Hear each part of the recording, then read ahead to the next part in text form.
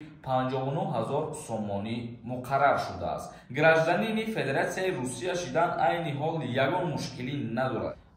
моҳи июн да 18 сола мешавад. Не айпризифи дигари тара даъват мекунам. ассалому алайкум ба ҳама тамошобинони барномаҳои Сорбон Сафаров. тамошобинони азиз, аввалан дар канал обуна бошен ва видеора то охирша тамошо кунен. оиди як қарори нав дар ҷумҳурии Тоҷикистон камтарак ба шумо маълумот медиҳем. аввалан ба маълумоти ҳамаи шумо як чиза мерасонам. рӯзҳои наздик ман финали конкурса аниқ мекунам.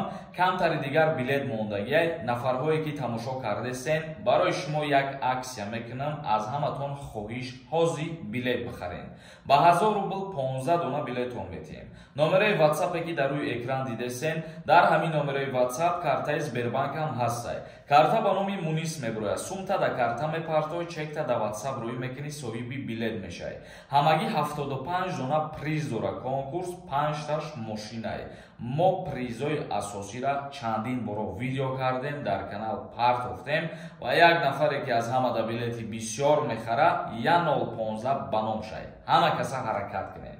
бисёри шумо дар комментарияи охирон видео савол додем. оиди сафар кардан ба ҳаҷ дар имсол чӣ қадар маблағ мебошад? кумитаи дини ҷумҳурии Тоҷикистон арзиши сафари ҳаҷи фарзӣ барои имсоларо эълон кард. бар асоси эълони кумитаи дин ки рӯзи 11 май пахш шуд, нархи сафар барои як зоирии тоҷик 59,000 сомонӣ муқаррар шудааст. ба доллар бигирем агар 5406 доллара дар бар мегирад. маблағи мазкур ҳамаи хароҷоти аввалияи зоирон дар мавсими ҳаҷ, аз ҷумла билети рафту баргашт, меҳмонхона дар Макка ва Мадина, таъмини 3 вақт хӯрок дар давоми сафар, хизматрасонии роҳбаладон, таъмини шароити иқомат дар Минно ва Арофат, пардохти маблағи қурбонии ҳоҷиён, таъмини нақлиёт, ташкили нуқтаҳои тиббӣ дар Макка ва Мадина, суғурта, пардохти боҷи давлатӣ, таъмини ҳоҷиён бо китоб, доир ба ҳаҷ ва бейҷикҳо дар бар мегирад. омадааст дар хабарномаи кумитаи дини ҷумҳурии Тоҷикистон. яъне ки 5406 доллар мебошад имсол ҳаҷи фарзӣ кардан барои шаҳрвандони ҷумҳурии Тоҷикистон. 5406 доллар дар чизое сарф мешавад. мо ҳамаша номбар карда ба шумо фаҳмонидем. инчунин мегӯянд сафари зоирони тоҷик барои адои ҳаҷи фарзӣ аз 10 то 20 июн анҷом дода мешавад. мақомот мегӯяд нархи сафари ҳаҷ дар қиёс ба соли гузашта 1520 сомонӣ арзонтар мебошад. гуфта мешавад ки имсол Арабистони Саудӣ барои ҷумҳурии Тоҷикистон 7000 квота барои адои ҳаҷи фарзӣ ҷудо кардааст. мегзарем ба қисми хондани комментарияҳо. доруҳои табиӣ аз ширкати Шифофармо барои шумо. инчунин доруҳо барои зиёд кардани риш ва мӯйсар. инчунин доруҳо барои нест кардани простатит ва зиёд кардани қувваи мард. доруҳо барои нест кардани сангу намаки гурда. ба рақамҳои рӯи экран дар тамос бошед. инчунин нафарҳое ки мехоҳанд ҳиҷомаи бепул кунанд, шумо ҳам муроҷиат кунед. як кас нависонда якаи Сорбон раҳмат ба падару модарат барои иқа заҳматҳоят ки мардуми ғарибро ёрдан мекунӣ. акаҷон азо раҳмати калон нафарҳое ки дуруст мефаҳманд, нафарҳое ки миннатдорӣ баён мекунанд, морам аз ҳамаи шумо миннат дорем. мефаҳмем, главни ҳамин қадараш басад. иброҳим нависонда: ассалому алайкум, чӣ хеле нағзен дурустен акаи Сорбон. раҳмат ба ҳамин корҳоятон. ҳамавақт дар хизмати халқ ҳастед акаҷон. ман билет харидам 4 то иншааллоҳ бурд мекунам ака. як савол доштам. падарам иштирокчии садамаи Чернобыл буданд. ман метавонам ба аснаванаи падарам гражданин спорам. ака илтимос саволамда ҷавоб диҳед. гражданини Федератсияи Русия шидан айни ҳол ягон мушкилӣ надорад. ягон воситарам лозим нест дигар. ин чизахтон нағз медонед. ва оиди билет харидан аз конкурси ма ҳазор раҳмати калон.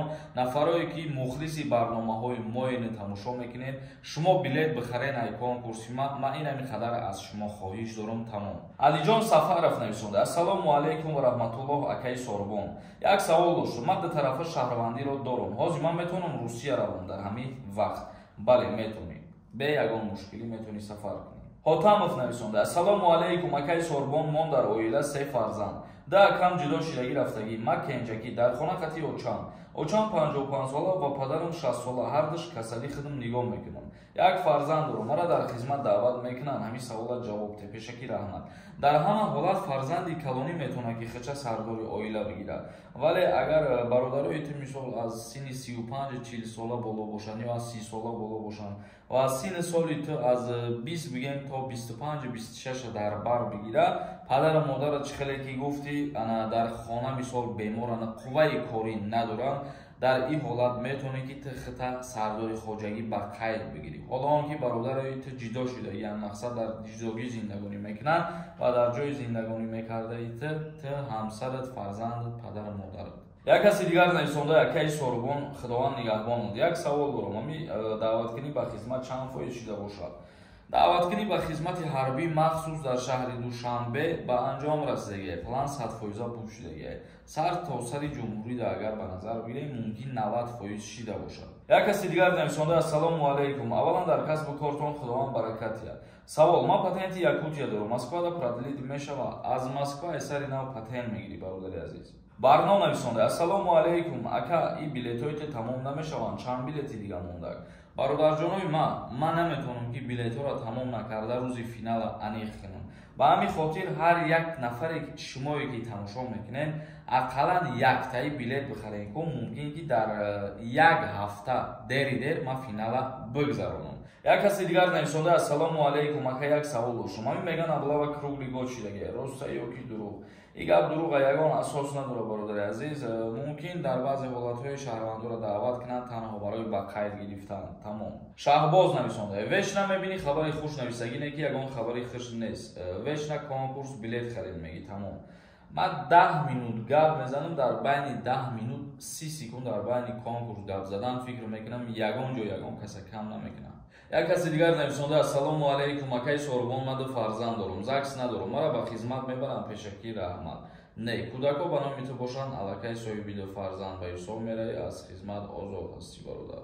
Аминов нависонда: ассалому алайкум. Ака, илтимос ҷавоб ден. Ман охири моҳи июн 18 сола мешавам. 19-ҳами ҳамин моҳ ман Тоҷикистон равам, дар аэропорт ғам наметам. моҳи июн дар 18 сола мешавад. Не, айпризефи дигари тира даъват мекунад. қонунгузории ҷумҳурии Тоҷикистон муқаррар кардагиҳ ки шаҳрванд вақти 18 сола мешавад, баъдан ба хизмат даъват шавад.